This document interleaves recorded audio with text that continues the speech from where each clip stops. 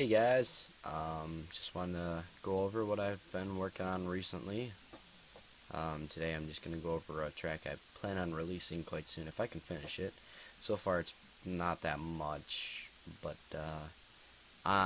it's a lot of thought and work that went into it. I never really put much thought and work into anything, so let's get down to it and get this over with. So this is going to be very quick, very brief, but yeah, I just wanted to show you what I went through and try and do some changes maybe later in a future episode. But this is probably going to be the first episode worthy for my channel and stuff. So here we go. I just wanted to do this because this one I think is my best one so far. So I'm going to mute this mic here and I'll let you guys listen to what I got going. So here we go.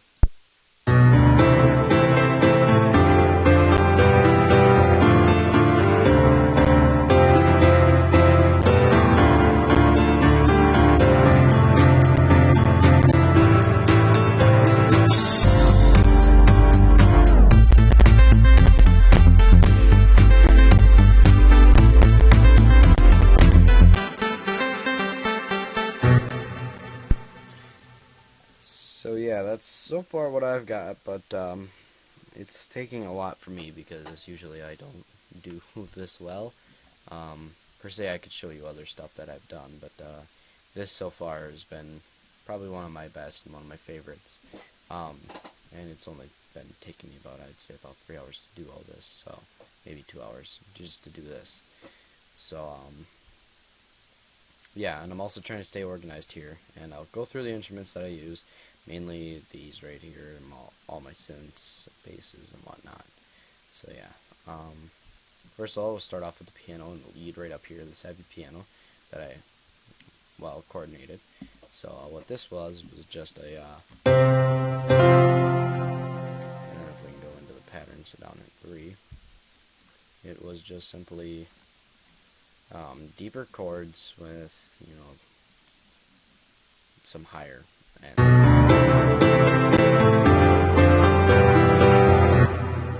so it would start from the bottom, and it gradually increased after these 2 notes, and it went up. I didn't feel like changing it any more than it already has, because it had a really good crisp sound to it, and it still does, and I like that about that.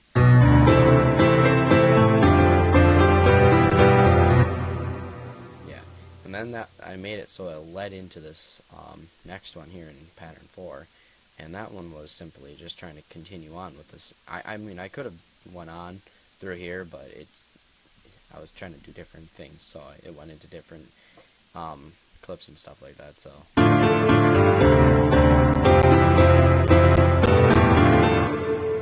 yeah, and that one you can kind of keep playing over, and it'll still sound the same. And then here at 5, I thought I was going to end it right about here, but I guess I didn't.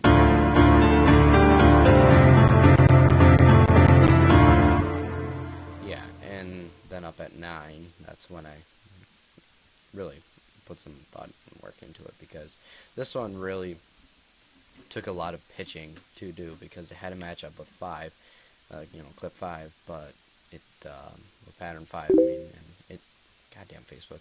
But it had to match up with that one somehow, and it did. So.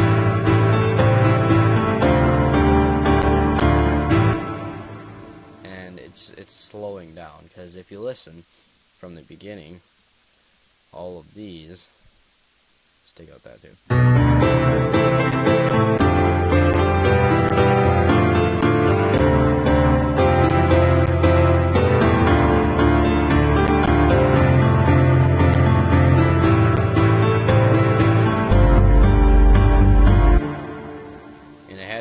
It had to match everything and fit perfectly, but I guess I did that in that part. But I think this is the best piano coordination I've ever made. But yeah, so let's start off with something else that I've done with the hi-hats. It's just these notes here, and what I did with that is I increased it. So if you listen to the hi-hat through here, I brought down the volume and brought it up right here.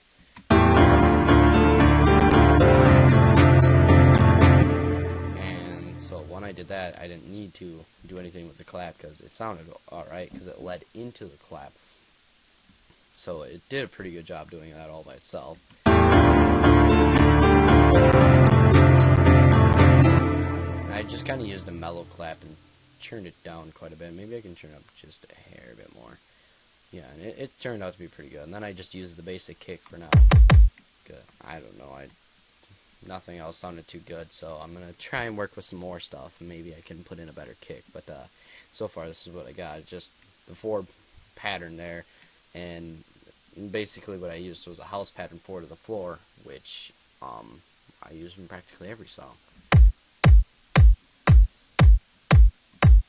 But yeah, I could EQ that later. But then here's my bass, because I really didn't know what would sound good, so this is one bass that I used. And I used the higher up, so it's at the C5 level. And then right down here, I used a G4 and stuff. And if you listen,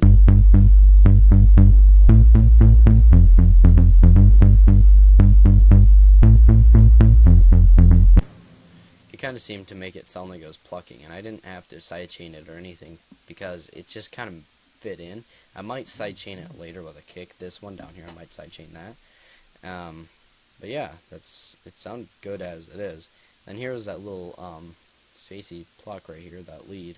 I didn't know if it sounded better as a lead or as a pluck. I mean, but it sounded good as this. And I like that. That sounded great to me. And here's the other one.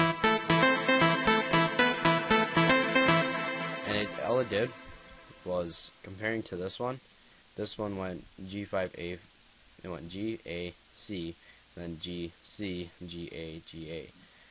The other one was practically the same way, except I toned it down to E, A, E, C, and C, yeah, so forth.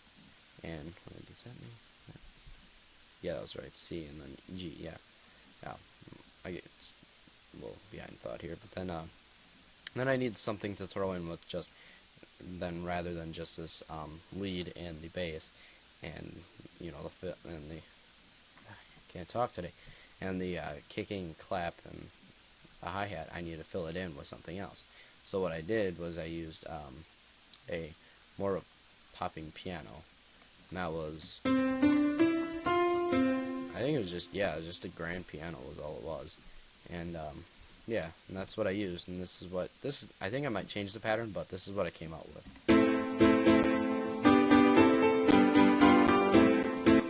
Yeah, and I don't know if I like that too much, but I started with ECA, and brought it up and then back down, and then kind of switched it right here, right in here.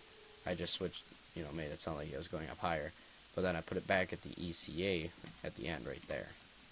And then it just kind of went up, and then up even more right there. Yeah, it turned out to sound alright, but it fits in there. But so far that's what I got, and I'll probably be working on it a lot more, and probably get farther out in here more. But yeah, it's coming along, and I really like how it sounds. So I'm gonna play it one last time before I quit recording here. So yeah.